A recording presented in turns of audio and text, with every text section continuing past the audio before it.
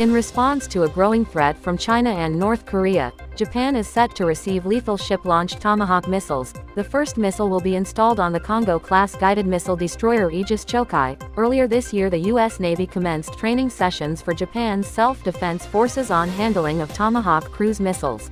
The Indian Army is considering employment of heavy cargo drones in high-altitude areas soon to ensure last-mile connectivity. The heavy cargo drones will emerge as a game-changer, capable of delivering critical supplies such as rations, fuel, oil, and other logistics to troops deployed in high-altitude areas.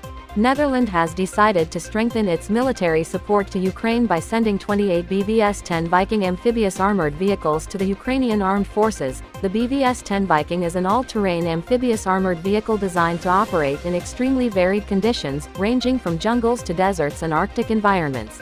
Argentina has received first of 4 P-3C Orion anti-submarine aircraft from Norway. The objective of this procurement is to enhance the operational and logistical capabilities of the Naval Aviation Command's search and exploration fleet.